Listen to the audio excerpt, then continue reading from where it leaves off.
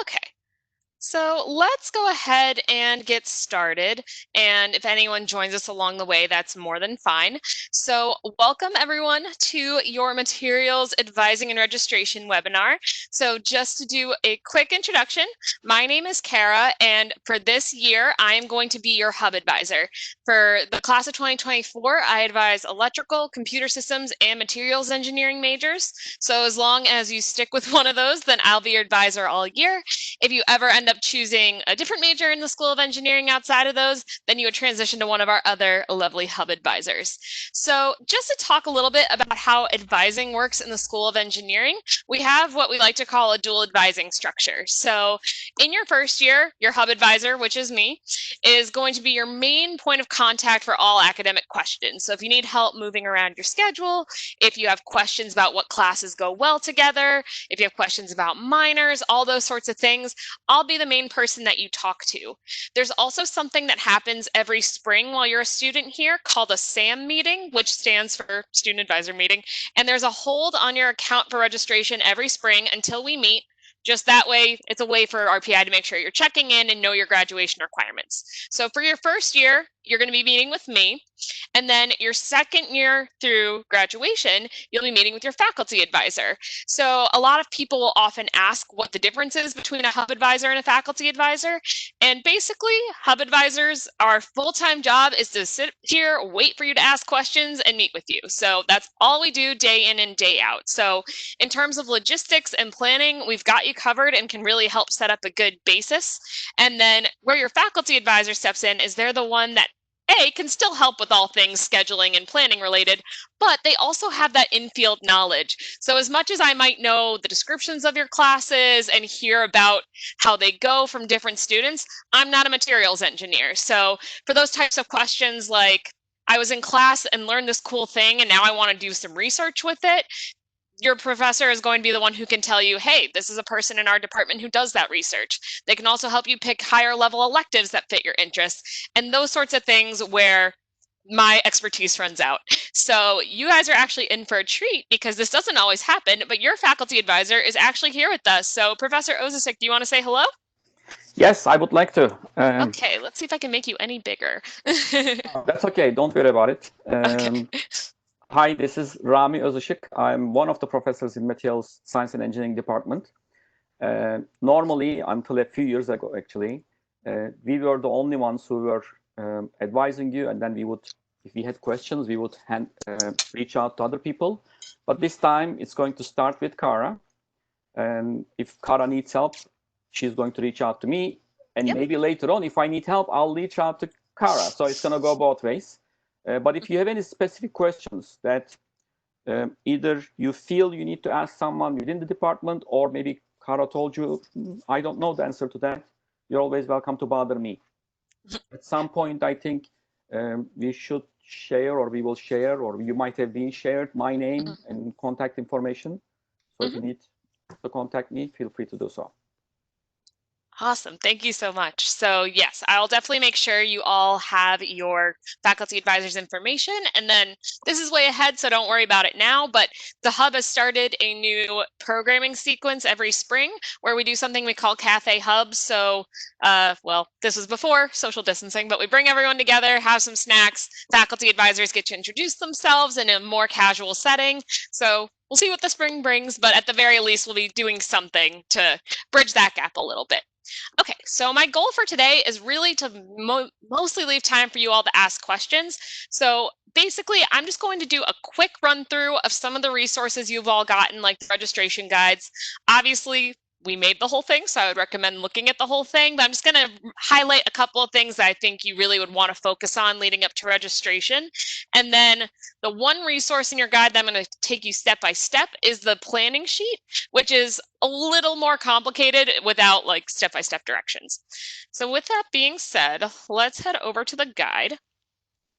So as a side note, you should have gotten this in your email, but worst case, if you just go to the Hub website, then you should be able to find this no problem. So looking through, a couple things I want to highlight. So first and foremost is in the curriculum planning section, we have a copy of your major template. So this is basically a general 4-year plan with all the requirements needed for you to graduate. Now, the reason I wanted to bring it up to your attention is it's really important that you save this one. One problem we see a lot is if students just Google their curriculum and like materials engineering, RPI, for whatever reason, Google defaults that the first thing that comes up is like the 2007 catalog with the 2007 graduation requirements. Little things can change year to year, so we want to always make sure you're using the template for the class of 2024. So again, it's right in your guide, and when the new catalog is released at the end of the summer, that'll be available on RPI's website as well. Then below that, there is a video talking about navigating your template. So basically, it's almost like a mini generalized advising session with me. So basically, I take you through the first year for the most part and some later classes in the template and talk about which ones you want to prioritize this fall, which ones can wait, things that you can move around depending on your situation in terms of transfer credits. So definitely use that as kind of a starting point just to see what options might be available to you. Then moving on again, I would say if you have taken any APs, IBs, Cambridge exams, or taken any sorts of college credits in programs like SUPA or dual enrollment, you're definitely going to want to get all of that figured out on the front end. Now, a question we've started getting was what happens if I don't know my AP scores? Because right after we published the guides, we heard that the score releases got pushed back a little bit.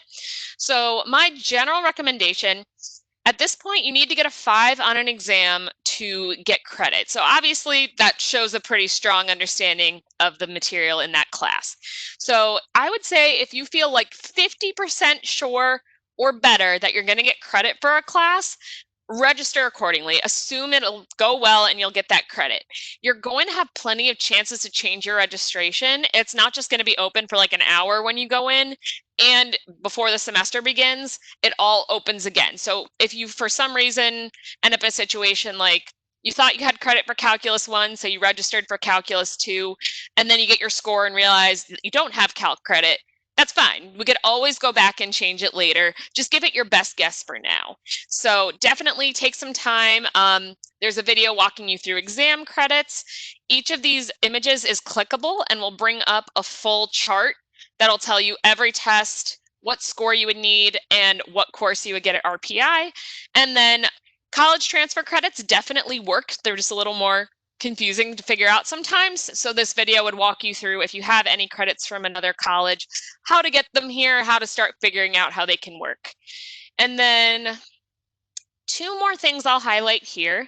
One of them is the section on your humanities, arts, and social sciences, or HAS. So if you looked through the guide, you'll already know these are your general education requirements. And even though you don't have to take that many HAS classes, only 5 over your 4 years, I'm not going to lie, the requirements are a little bit convoluted. A lot of the parts overlap and play into each other. So it's nothing that you won't be able to grasp. But I would say as you're preparing to register for the fall, it's good to have an idea of what you'll need to get done, so you might be able to strategize a little better on the front end as to what class you might want to pick. So this video will go through the nitty-gritty of what every requirement is and how those can play together.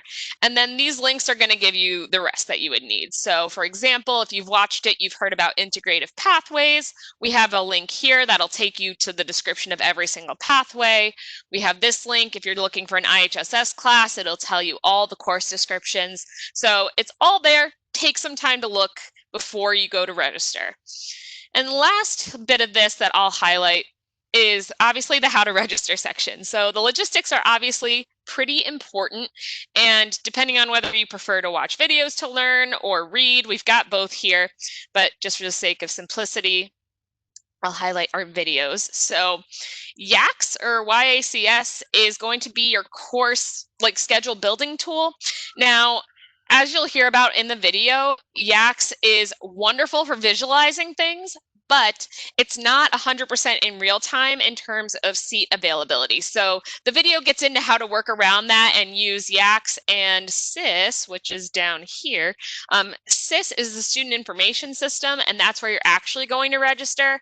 So just make sure to watch both of those videos, learn how to do the beautiful split screen on your computer, and then you'll be able to not only register for your intended schedule, but also you're going to be able to troubleshoot anything that could potentially go wrong.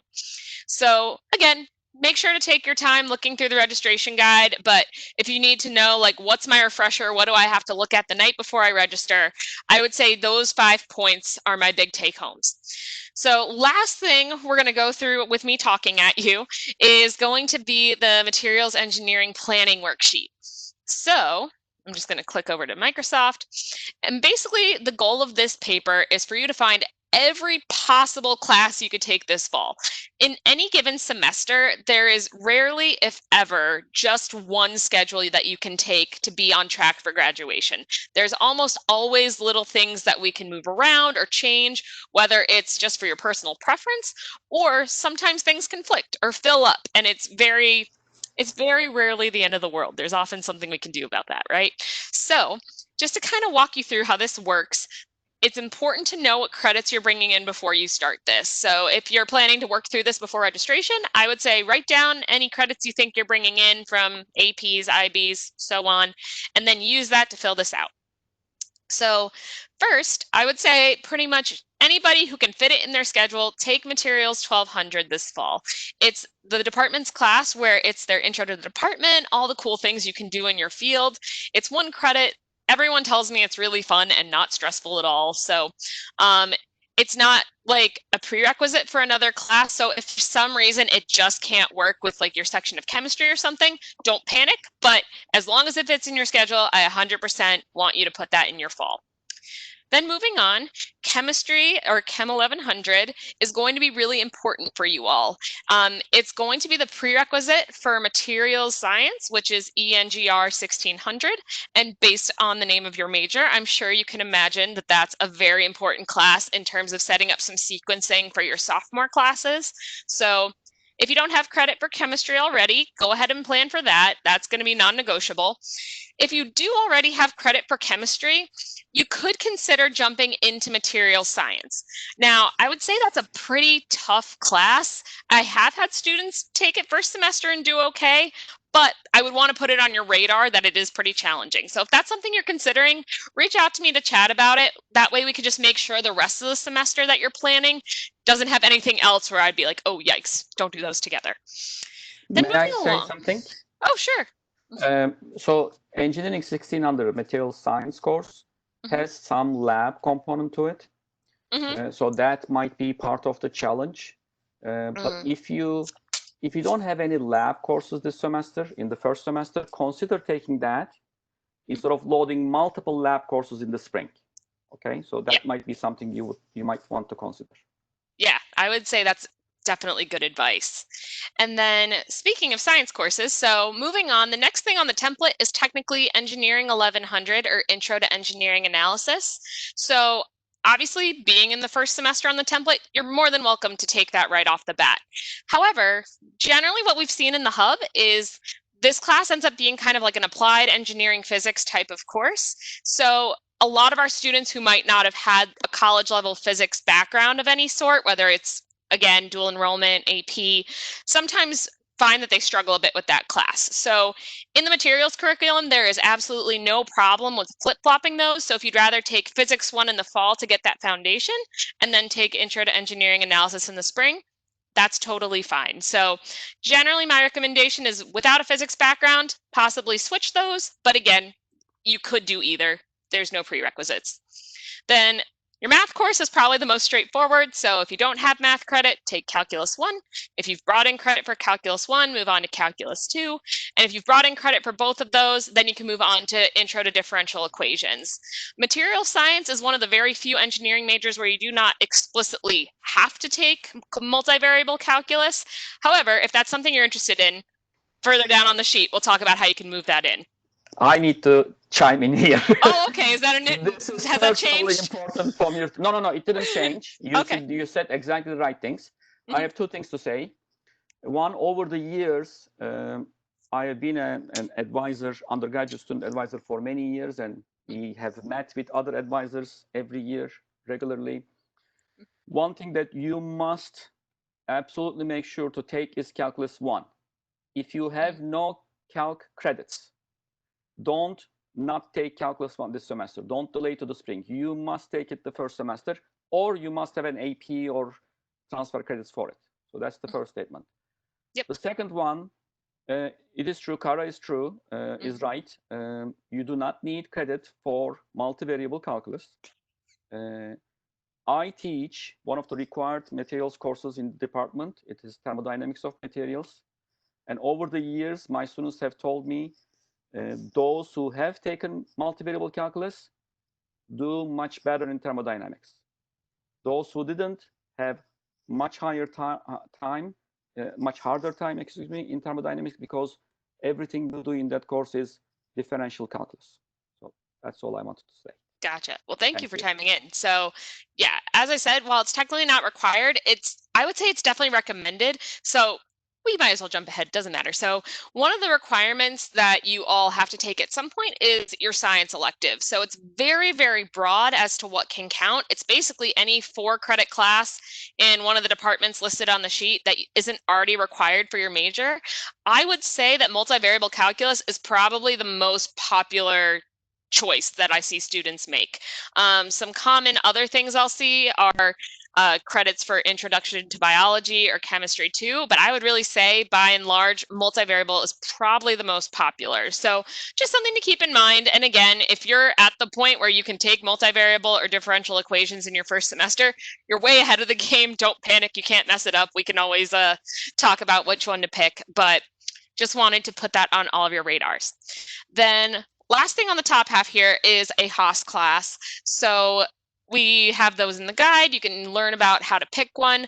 I would heavily emphasize taking one in the fall semester. So I know that a lot of engineers are engineers because they love science and math, and they don't want to be taking a humanities, arts, or social science class.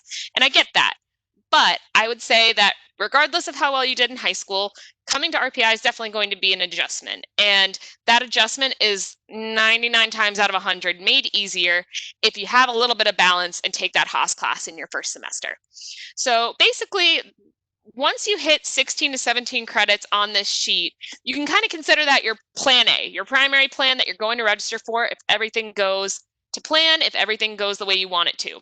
I would say in this top half, in terms of like absolutely mandatory, will throw off sequencing if you're not in it, I would say that would be chemistry 1 if you don't already have credit, and calculus 1 if you don't already have credit.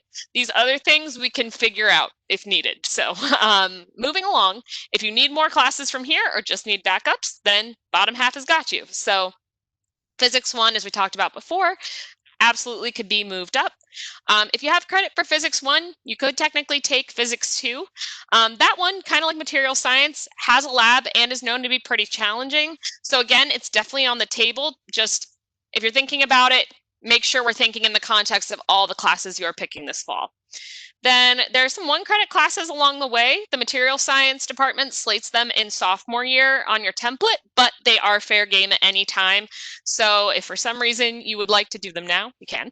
So one of these options here is either going to be engineering 1200 or 1400, which is CAD or engineering communications. Basically, for both of those classes, you would learn how to use CAD software, which is 3D modeling. And then basically 1200 is CAD projects the whole semester, and 1400 is CAD for the first half and Microsoft Office for the second half. The materials department recommends 1200 on the template, but either one is accepted, so just throwing that out there. Then we already covered the science elective, and then again with 1-credit classes, computer science 1190, it's intro to programming. Again, usually in the sophomore year, but you can throw it around at any time. Then to wrap up, there is ENGR 2600. This is modeling and analysis of uncertainty. This is only an option if you have credit already for calculus 1. And this is something where I like to put out everything that's theoretically possible. I would probably not aim to do this in your first semester. So just to give you some context, it is a probability and statistics class. And I would say if you haven't specifically taken probability and statistics before, even if you have calculus 1 credit, this is probably a pretty tough thing to pick for your first semester. Another reason I would wait is the materials department has actually been teaching their own version of this class over the summer arch program lately. So it's still the same course code, same title, but basically they modify the class to mostly use problems that specifically apply to materials majors. So whenever possible, I like you guys to save that one for the summer so that you can have that better, more major directed experience. This is just on there in case you're that like unicorn student who comes in with like 32 credits and we are desperate to fill a gap. But again, probably not going to be on the top of the list for most of you. Then the last thing on here is free electives. So all engineering students have to take 12 credits of free electives, and these are what I call your fun slots. So they just basically are any class you're not using towards another requirement. So there's not really anything specific you have to do with them, but I usually tell students if you don't have a specific idea of what you want right now, try to leave them alone because there are a lot of cool things you can do. So for example, if you ever wanted to pursue a minor, then that's probably where we would start putting those classes. And then also a lot of times students will get deeper into their major, find they really like something, and then even if there's not like an official concentration or something, they may want to really dig into a certain part of their field and use their free electives to take a couple extra materials courses. Again, there's not really a right or wrong, and this can definitely be something you strategize between myself and Professor Ozasik, but again, these can also be something you do earlier. For example, if you wanted to do a minor and you said you wanted to do business, okay, then maybe in your first year we'll be taking intro to management, no problem. So they could be something on the table early, they could be something you save, just kind of depends on where you're at strategy-wise. And with that being said, I think I've rambled at you long enough. So I have a sure, what's up? comment to make. Sorry, Kara. No problem. About the item 9, this 1 credit introduction to programming course.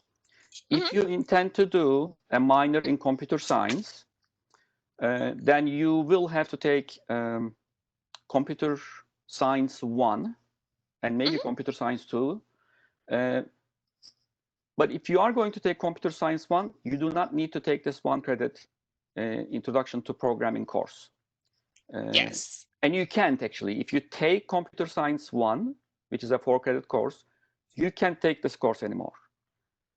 However, if you take this 1 credit course, you can still take the 4 credit computer science course. I don't know how the credits are counted then, but yeah, you could definitely go in one direction, but not the other. And it. I would say first of all, I know a lot of students are interested in computer science. I do have a couple of material students who are doing a minor in CS. I even have some students who just want a bit more of a robust programming background. So if I'm not remembering incorrectly, I believe the 1 credits class kind of covers MATLAB, whereas the 4 credit class covers Python. So I have had some material students who did not plan to go any further with computer science, but they were like, hey, I want to get the full Python experience and took CS1. So again, different options are available and we can definitely help you pick them. But if you're just looking to get the requirement done, then the easiest way will probably just be the 1 credit class. So awesome.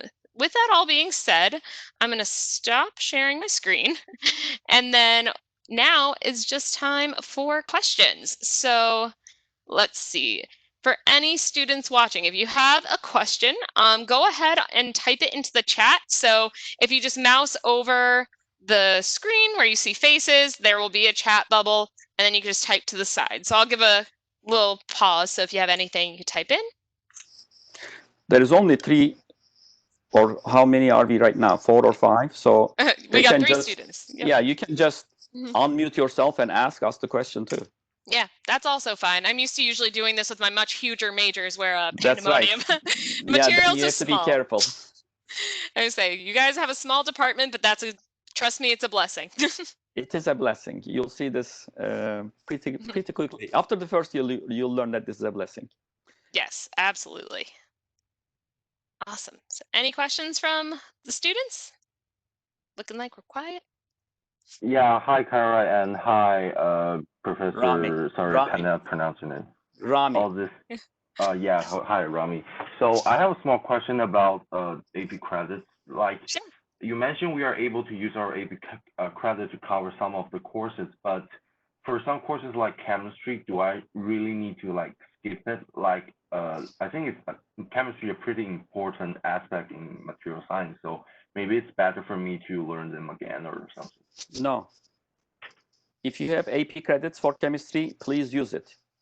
Chemistry is not a very strong part or a component in material science and engineering.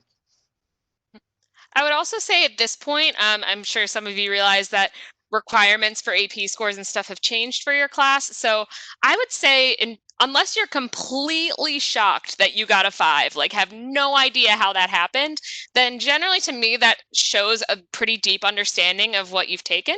So I do have students go back and retake stuff. Like there's certainly no rule against it, but if you got a 5 and it wasn't shocking to you, I would say in almost every case, roll with it. Yes. Good And question. I can tell you horror stories.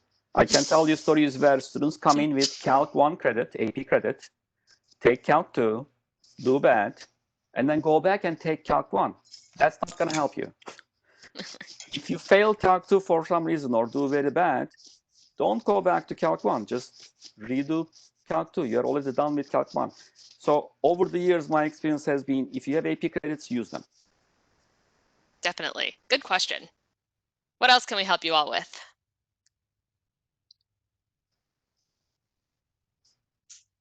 Hi.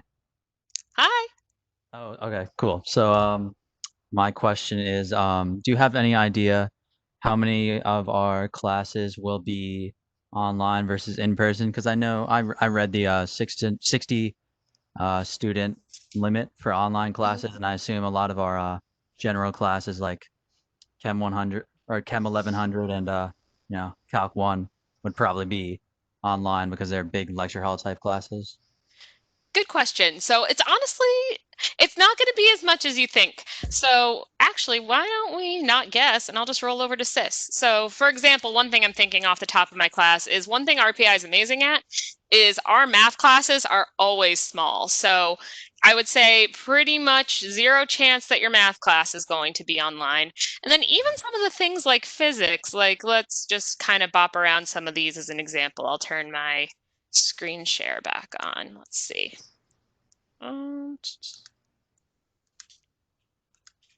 Okay, there we go.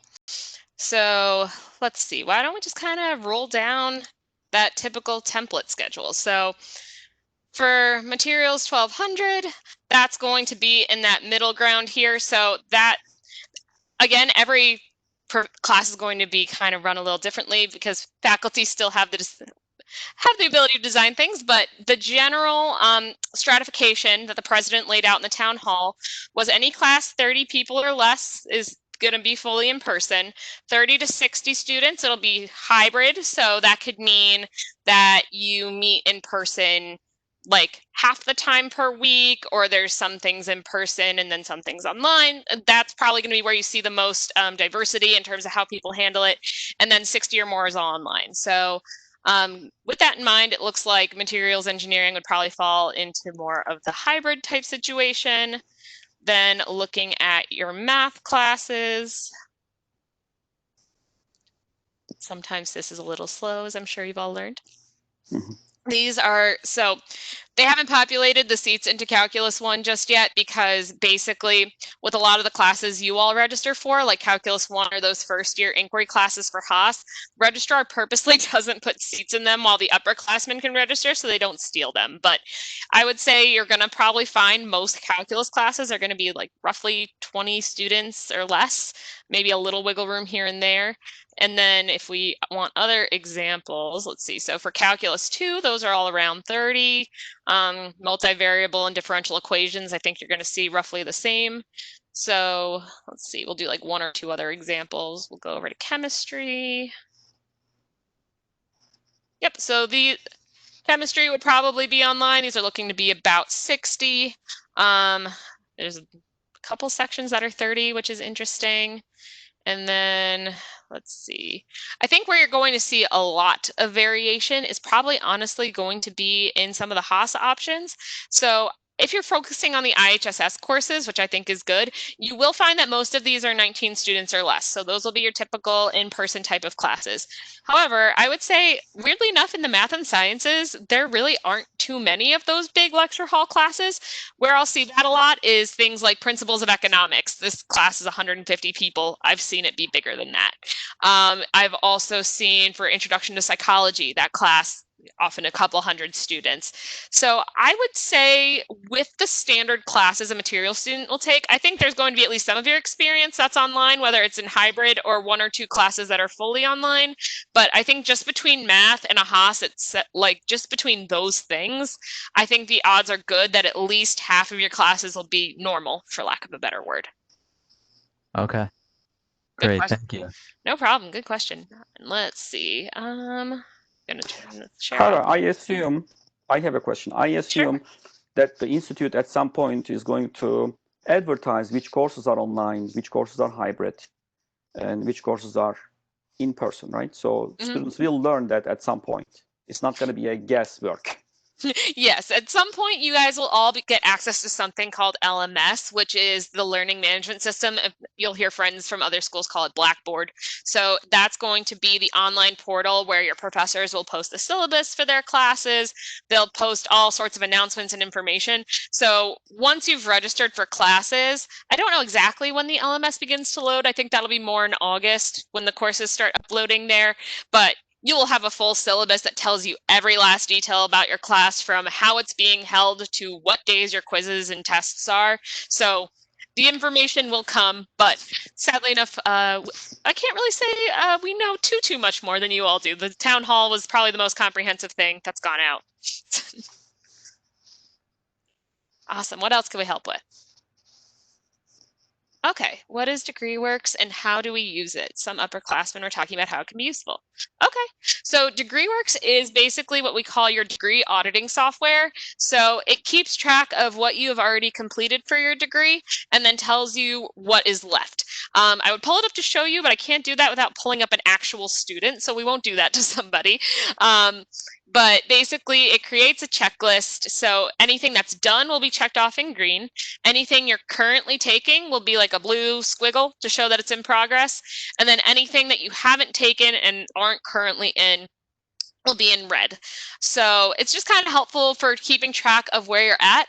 I will say there are a couple shortcomings. So first and most unimportantly, they have a little progress bar across the top that shows you like what percentage of your degree you've technically completed.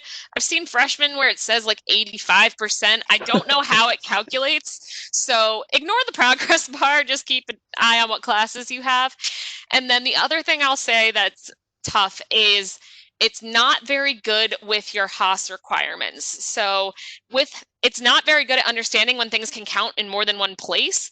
And I'll see a lot of times where students will have completed all their requirements, but it didn't really understand how something interplayed with another thing. So it'll put a class in the wrong spot. So for your major requirements, it should be straightforward and be all fine. But if in doubt on your Haas, if it's your freshman year, ask me. Beyond that, ask Rami. But because we can definitely check it for you. That's the one thing I'll say Degreeworks is consistently not the best on. Yeah, I have done this for my students. I've done it for my sons. Degreeworks is hard to understand sometimes. I wouldn't recommend it for your everyday use. It is there really, it's like the legal contract between you and the university. For materials engineering, you need to complete 129 credits. Some of those 129 credits are specific courses. Some are selectives, electives. And Degreework is just trying to keep track of what you did and what you didn't do. That's it. So it's best, if there's any question in your mind, it's best to ask us. And by the way, even though that Degreeworks is automated, Kara and I myself, and we can reach out to the registrar's office and require or request certain changes be made.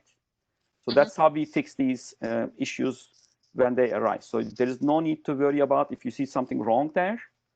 Just bring us to our attention. We'll have it fixed. Absolutely. Good questions, guys. What else?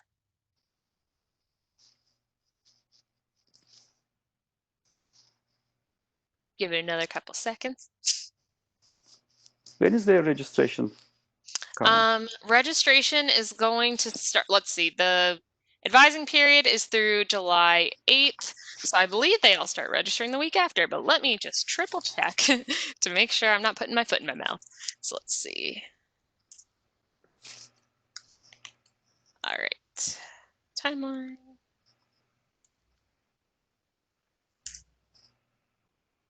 Okay, let's double check. So July 9th. Okay, so it'll be basically the week after the July 8th. So your window is going to be July 13th through 22nd. In SIS, you're going to be able to see what's called a time ticket at some point. So in the past, they used to just email you your specific one. I think they've told us that this year they're just going to email you that it's on there. So the how to register video will show you how to look at the student menu in SIS, but basically you'll be somewhere in that window, and don't worry too much about what your time ticket is. They purposely kind of stratify everything with registration so that they release classes in waves so that no one's at a disadvantage. Like, they'll make sure that there's X amount of seats in every calc section available for wave 1 and wave 2, so on and so forth. So mid-July will be when you guys go. How long is a time ticket? Is it a specific? So time tickets are long. It's not just like 1 hour. I don't know the exact timing, but it's usually open for a couple. Like when you're registering from home, I think it should be open for literally days. So it's a little different when you come to campus for orientation.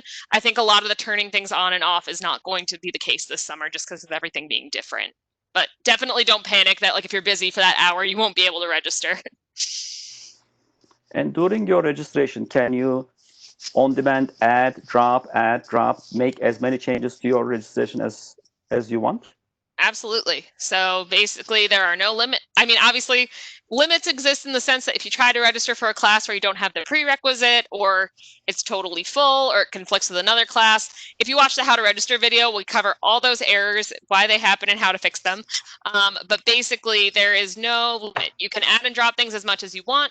Let's say you go to register and for whatever reason your favorite Haas class is full on Monday, but then you open SIS and see it's now no longer full on Wednesday. Great, change it. Okay, and actually this brings in mind, because you mentioned that these AP credits are delayed and the students are supposed to make a guess. So if any one of you has Calc 1 credits, for example, and you want to register for Calc 2, but your Calc 1 credit is not in RPI system yet, RPI registration system might not let you register for Calc 2. In that case, you can reach out to me and Kara, and we can inform the registrar's office to let you register, I assume. Right, Kara? Is that correct? Yes, I would say for the most common things you'd see, like Calc 1 or for Calculus 2 or Physics 2, last summer when they did this, they turned those prerequisites off so that everyone could be free. For some more like outlier type classes where they might not be expecting a freshman to go for it, they might not have turned them off. Okay. So in those cases, again, just feel free to reach out and we can find a way around it if it's the right choice for you. But for the more common things you'd see like calculus or physics, like those should be turned off. And if they're not, let me know, because then we have to tell the registrar, because 100 other students will be in the same predicament you are. Who else has the same time ticket as us? Is it just people in our major? Good question. So it's not by major. In terms of how they break down the freshman class, they kind of make it a mystery to some of us on this end, but I'm pretty sure it's a mix of all majors and all sorts of stuff. So I think in a lot of ways it's just kind of random. I do think in the past it might have been based on when you put down your deposit, but either way, it's not stratified by like major, anything. You're going to be registering at the same time as mechanical engineers and economics majors and computer science majors. So a lot of the things you're registering for, other people you won't necessarily have a lot of overlap in what you're trying to get. Any other questions?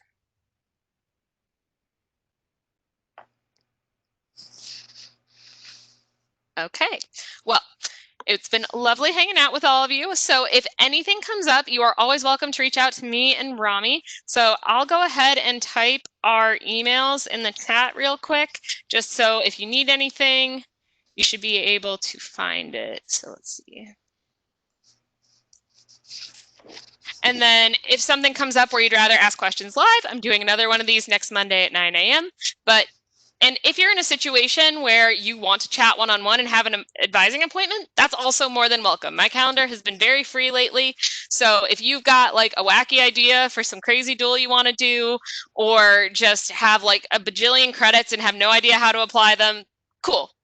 You can go right to the Hub website. My appointment link is there. We can meet as many times as you want. So never feel stressed about all this. No matter what happens, we're going to make it. So have a good night, and I will look forward to meeting you all soon. Thank you very much, Kara. Absolutely. Thank you. Bye, everyone. Bye. Bye.